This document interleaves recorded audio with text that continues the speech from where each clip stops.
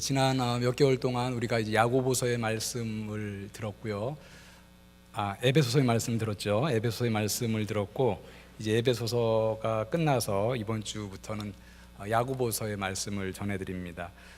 총 5장으로 구성된 야고보서의 말씀을 전하는 동안 하나님의 은혜와 또 성령의 감동하심이 우리 가운데 충만하기를 기원합니다.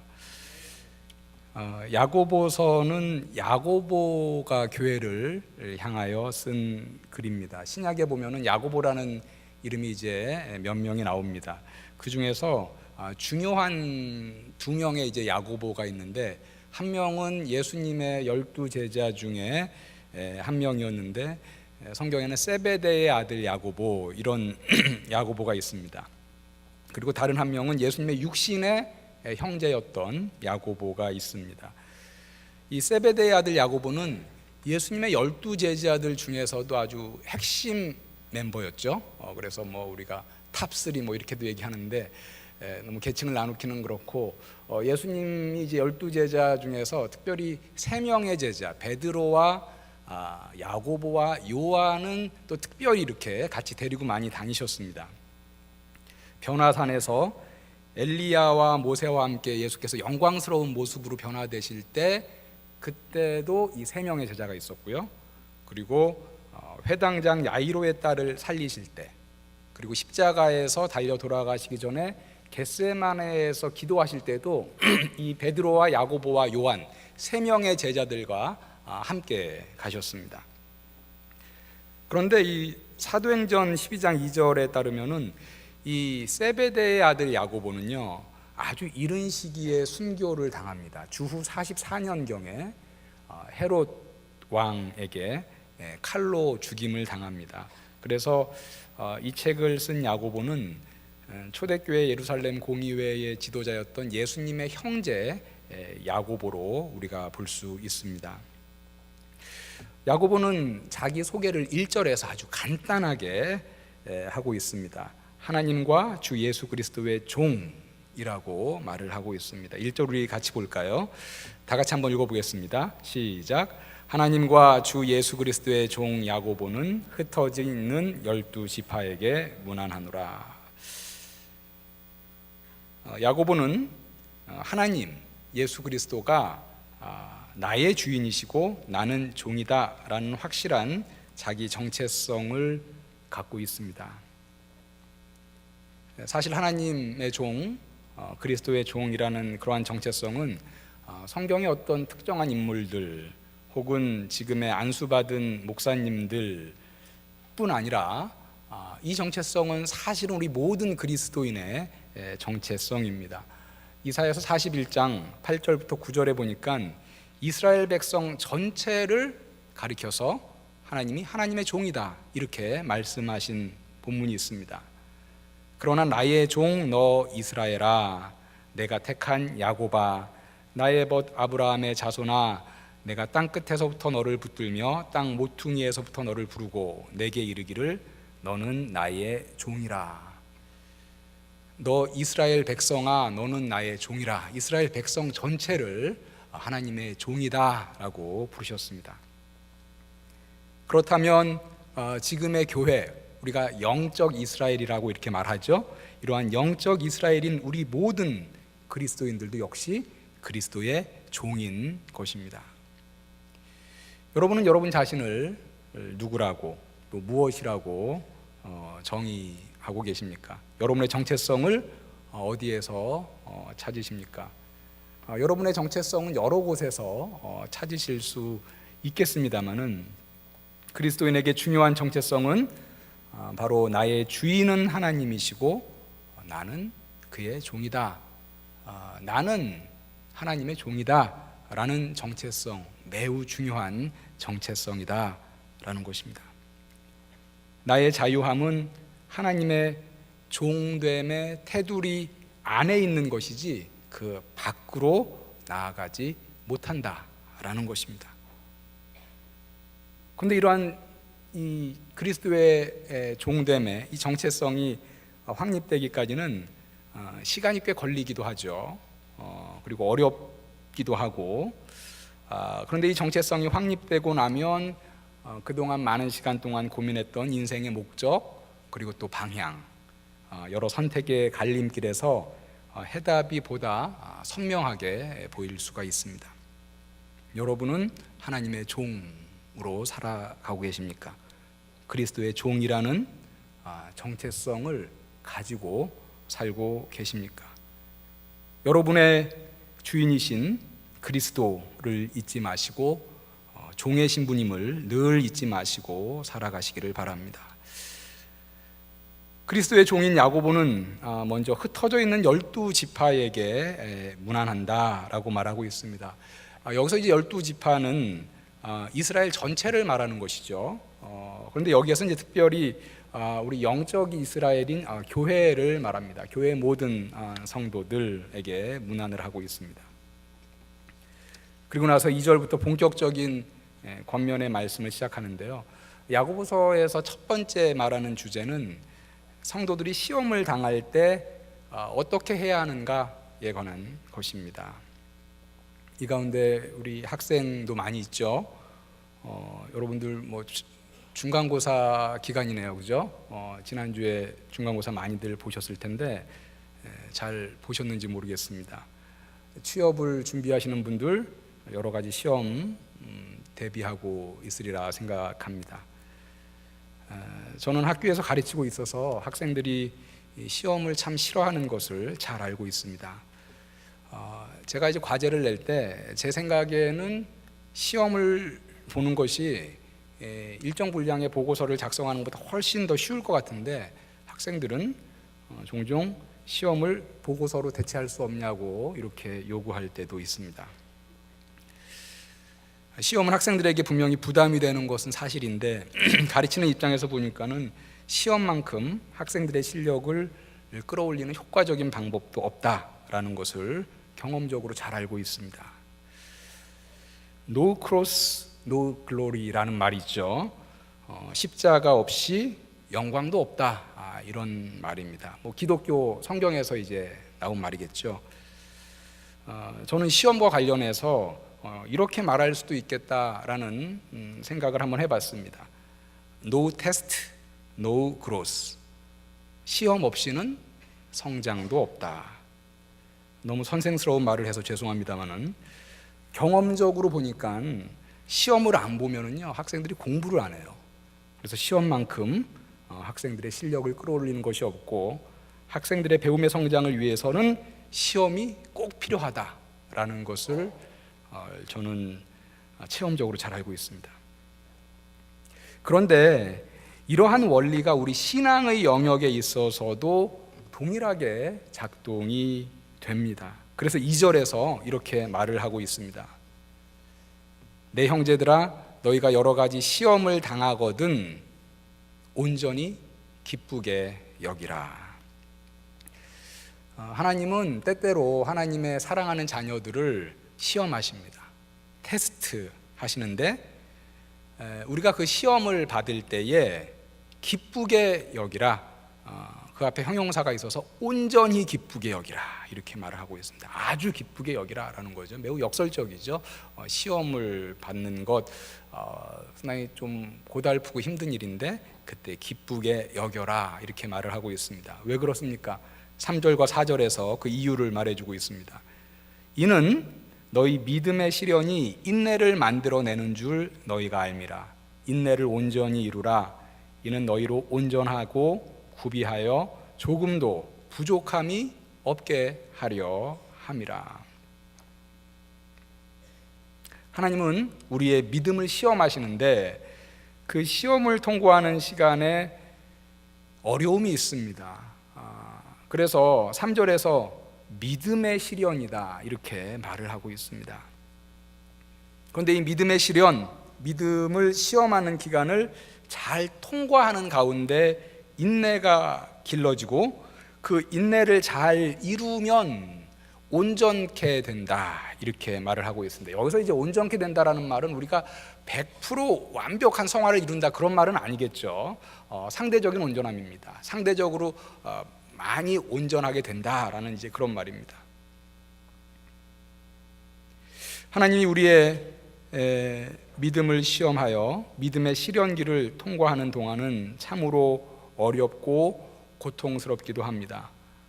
그런데 그러한 순간들을 통과하면서 믿음에서 내가 돌아서는 것이 아니라 인내하면서 또 하나님의 뜻을 믿으면서 또 하나님의 때를 기다리면서 나아갈 때 우리가 하나님 앞에 더욱 온전해질 수 있다라는 말씀입니다. 이 믿음의 시험을 잘 통과하여 온전함으로 나아가고 또 하나님께 크게 인정받고 큰 복을 받은 그런 대표적인 우리 신앙의 선배 둘을 꼽으라면 아브라함과 욥을 들 수 있을 것입니다.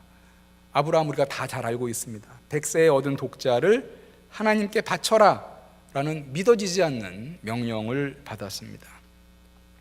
아브라함이 어떤 생각을 했을까요? 성경에는 물론 기록되어 있지 않습니다만은 아브라함이 속으로 아니 도대체 하나님은 어떤 분이신가 이런 생각을 했을 수도 있겠고, 하나님은 신이시긴 하지만 정말 선하신 신인가 뭐 이런 생각을 했을지도 모르겠습니다. 이런 생각이 들 만큼 너무나 믿겨지지 않을 그럴 명령이었습니다. 하나님에 대한 신뢰, 하나님에 대한 믿음을 내려놓고 싶지 않았을까 생각합니다. 이성으로 받아들이기 어려운 하나님의 명령이었지만 아브라함은 그 명령에 순종하여 이삭을 제물로 바치고자 하였습니다. 이삭을 묶어놓고 죽이려고 칼을 둔 순간 여호와의 사자가 아브라함에게 말씀하였습니다. 그 아이에게 내 손을 대지 말라. 그에게 아무 일도 하지 말라. 내가 내 아들 내 독자까지도 내게 아끼지 아니하였으니 내가 이제야 하나님을 경외하는 줄을 아노라. 아브라함이 혹독한 테스트를 통과한 순간이었습니다. 이 시험을 통과한 아브라함에게 하나님이 놀라운 복의 약속을 주셨습니다. 창세기 22장 16절부터 17절에 보니까 이런 약속을 주십니다. 내가 이같이 행하여 내 아들 내 독자도 아끼지 아니하였은즉 내가 내게 큰 복을 주고 내 씨가 번성하여 하늘의 별과 같고 바닷가의 모래와 같게 하리니 내 씨가 그 대적의 성문을 차지하리라. 또 내 씨로 말미암아 천하 만민이 복을 받으리니 이는 내가 나의 말을 준행하였음이라. 내 씨로 말미암아 천하 만민이 복을 받을 것이다. 이것의 성취는 예수 그리스도를 통해서 성취가 된 것이죠. 예수 그리스도는 육신적으로 보면 아브라함의 후손입니다. 아브라함의 후손인 예수 그리스도로 말미암아 천하 만민이 복을 받게 되었습니다. 욥도 하나님의 시험을 통과한 우리의 신앙의 선배입니다. 욥에게 주어진 건강과 재물과 또 가족과 명예, 이러한 모든 복을 다 거두어 가도 하나님을 여전히 신뢰할까에 관한 시험이었습니다. 의롭게 살아왔던 욥은 갑자기 가족도 잃고 재물도 잃고 건강도 잃고 명예도 잃었습니다. 친구들과 주위 사람들은 다 욥에게 뭐라고 얘기했냐면 너 분명히 큰 죄가 있다. 그렇기 때문에 이러한 큰 고난이 온 것이다. 이렇게 비난했습니다. 그러나 욥은 이러한 것을 다 잃어버렸을 때 끝까지 하나님으로부터 돌아서지 않았습니다. 그 이해되지 않는 어려운 시간들을 인내하면서 견디고 온전함으로 나아갔습니다. 혹독한 믿음의 시련 가운데 욥은 욥기 23장 10절에서 이렇게 고백하며 그 믿음의 시련을 견딥니다. 내가 가는 길을 그가 아시나니 그가 나를 단련하신 후에는 내가 순금같이 되어 나오리라. 욥은 그의 시험을 인내로 통과한 후에 하나님께 갑절의 복을 받고 회복되게 됩니다. 여러분 살아가시면서 아브라함과 욥의 심정을 혹시 느껴보신 적이 있으신지 모르겠습니다. 어떻게 하나님이 내게 이렇게까지 하실 수가 있나? 왜 나의 하나님이 나를 사랑하신다고 믿었던 바로 나의 하나님이 왜 나를 이런 상황까지 몰아 넣으시고 있나? 이러한 질문이 든다면 하나님이 여러분을 시험하고 계시는 중일 수도 있다라는 것을 기억하시기 바랍니다. 우리는 우리 삶의 여러 가지 시련 가운데 하나님께 원망하는 우를 범할 때가 있습니다.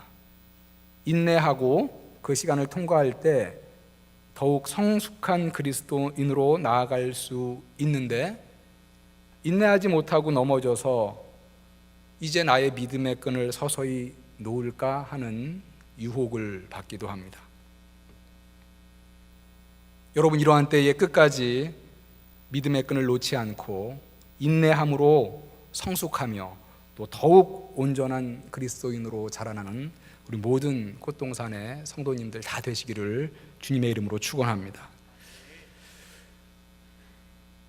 우리가 시험의 시간을 통과하면서 여러 시련을 겪을 때 어쩔 줄 몰라서 한숨만 쉴 때도 있습니다.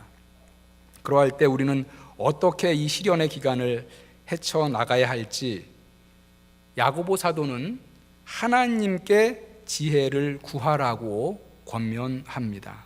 5절 말씀 보시죠. 이렇게 말합니다. 너희 중에 누구든지 지혜가 부족하거든 모든 사람에게 후히 주시고 꾸짖지 아니하시는 하나님께 구하라. 그리하면 주시리라. 요즘은 컨설팅의 시대입니다. 세상에 많은 컨설턴트, 상담가들이 있습니다. 법률 상담, 세무 상담, 건강 상담, 학습 상담, 진학 상담, 취업 상담, 부부관계 상담, 신앙 상담, 너무나 많은 상담들이 있습니다. 각 분야의 전문가에게 상담과 자문을 받습니다. 각 분야의 전문가들과 상담함으로써 그들의 지혜와 지식을 듣는 것은 매우 유익합니다.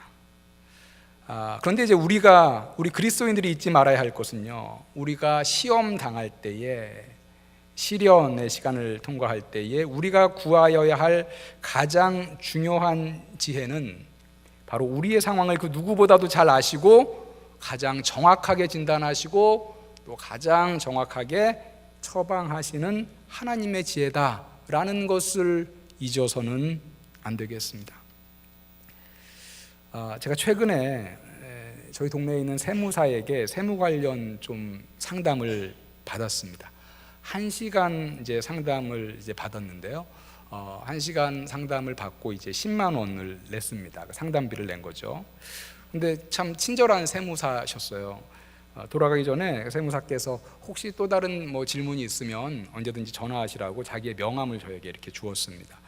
근데 집에 돌아와서 한 1시간 정도 지났는데 또 다른 질문이 관련된 질문이 한 가지가 생각이 났어요. 그래서 그 세무사에게 제가 전화를 해서 간략하게 이제 좀 물어보고 답을 좀 얻었습니다. 근데 며칠 지나고 나서 한 가지 질문이 또 생각이 났습니다.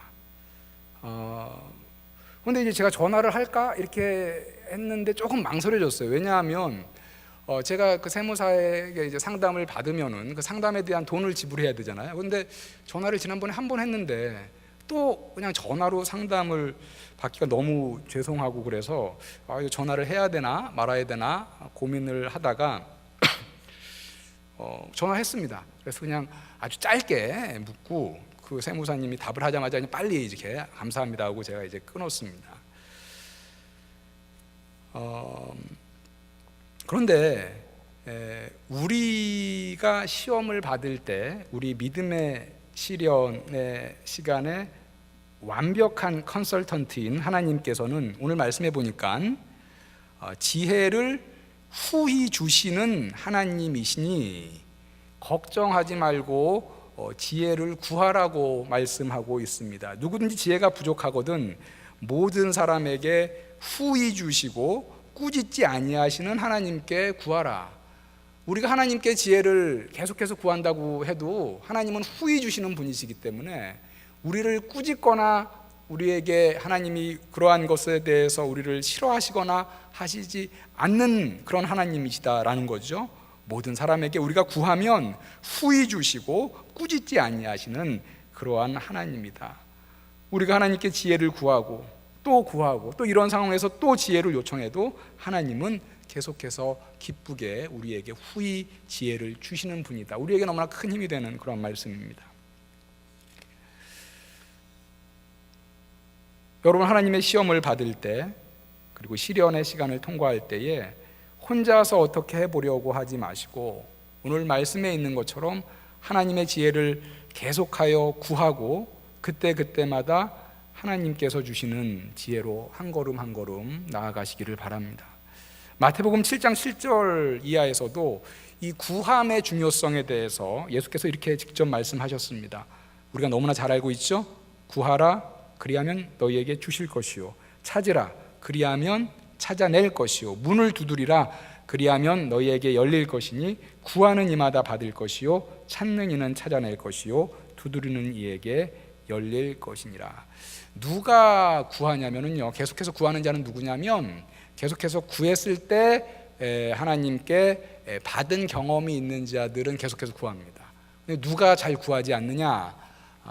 하나님께 잘 구하지도 않고 하나님께 받지도 못한 그러한 체험이 없으면 잘 구하지 않게 되죠. 기도에 대해서 확신이 없으면 우리가 구하지도 않게 되고 받지도 못하게 됩니다. 예수께서 너희는 구하라, 찾으라 강조하기 위해서 예수께서 그렇게 말씀하신 이후에 구할 것을 격려하기 위해서 이런 말까지 덧붙여 주셨습니다. 너희 중에 누가 아들이 떡을 달라 하는데 돌을 주며 생선을 달라 하는데 뱀을 줄 사람이 있겠느냐? 그런 부모 없죠, 그죠? 아들이 떡을 달라는데 돌을 줄 부모 없습니다. 너희가 악한 자라도 좋은 것으로 자식에게 줄 알거든 하물며 하늘에 계신 너희 아버지께 구하는 자에게 좋은 것으로 주시지 않겠느냐? 하나님은 지금 좋은 것으로 주시려고 다 준비가 되어 있는데 구하지 않는 그러한 모습에 안타까워하시면서 구하라, 찾으라, 두드리라 이렇게 말을 하고 있습니다. 야고보서 4장 2절에서도 너희가 얻지 못함은 구하지 아니하기 때문이다 라고 단적으로 얘기하고 있습니다. 그런데 우리가 이 믿음의 시련을 통과하면서 하나님의 지혜를 구할 때 반드시 동반되어야 하는 것이 있습니다. 그것이 바로 믿음입니다. 오늘 성가대의 찬양 신자 되기 원합니다였죠. 저는 설교 말씀을 떠올리면서 정말 우리가 믿음이 있는 사람이 되기를 정말 원하죠. 신자가 정말 되기를 원합니다. 우리가 하나님께 지혜를 구할 때 반드시 동반되어야 하는 것, 믿음. 야고보서 오늘 1장 6절과 8절 보시죠. 이렇게 말합니다. 오직 믿음으로 구하고 조금도 의심하지 말라. 의심하는 자는 마치 바람에 밀려 요동하는 바다 물결 같으니 이런 사람은 무엇이든지 주께 얻기를 생각하지 말라. 두 마음을 품어 모든 일에 정함이 없는 자로다. 믿음이 얼마만큼 중요하냐면요, 구한 것을 믿지 못하고 의심하는 자는 주께 얻기를 생각하지 말라 이렇게 단적으로 얘기하고 있습니다. 실컷 기도하고 나서 구하고 나서 마음속으로 그런데 하나님이 내게 구한 이 지혜를 정말 주실까? 이렇게 의심하는 자는 두 마음을 품어 모든 일에 정함이 없는 자다라고 오늘 말씀에서 말하고 있습니다. 시험 가운데 하나님께 지혜를 달라고 구했으면 하나님이 주실 것을 반드시 믿어야 한다라는 말씀입니다. 마가복음 11장 23절에서도 예수께서 이렇게 말씀하십니다. 무엇이든지 기도하고 구하는 것은 받은 줄로 믿으라. 그리하면 너희에게 그대로 되리라. 믿음이 얼만큼 중요한가라는 예수님의 말씀입니다. 오늘 말씀을 정리하도록 하겠습니다. 하나님은 종종 우리의 믿음을 시험하십니다. 여러분 가운데 지금 시험의 기간, 하나님의 테스트의 기간을 통과하고 계시는 분이 있을지도 모르겠습니다. 그 과정은 쉽게 지나가는 과정이 아니라서 오늘 말씀에서는 믿음의 시련이다 이렇게 말을 하고 있습니다. 그런데 역설적으로 이러한 시험을 당할 때 오히려 기쁘게 여기라, 온전히 기쁘게 여기라 이렇게 말을 하고 있습니다. 아브라함과 욥이 믿음의 시련의 기간을 잘 통과했을 때 더욱 온전함으로 나아갔던 것처럼 여러분이 인내하며 시험을 통과할 때 여러분 또한 더욱더 온전하여지며 하나님께 크신 복을 받으실 수 있기 때문입니다. 그리고 이 시험의 기간을 통과할 때 여러분 혼자 끙끙대지 마시고 하나님의 지혜를 구하십시오. 후히 주시고 꾸짖지 아니하신 하나님께서 여러분에게 지혜를 주시겠다라고 분명히 약속하셨습니다. 그런데 조건이 하나 있었죠. 단 여러분이 지혜를 구할 때 조금도 의심하지 말고 하나님이 지혜를 반드시 주실 것을 믿음으로 구하라, 이렇게 말씀을 하셨습니다. 이렇게 믿음으로 지혜를 구해서 여러분들이 지금 통과하고 있는 시험, 믿음의 시련, 또 앞으로 통과하게 될 그런 믿음의 시련을 다 잘 통과하여서 하나님을 기쁘시게 하고 더욱더 온전함으로 나아가고 하나님께 큰 영광을 돌리는 꽃동산의 모든 가족들 다 되시기를 주님의 이름으로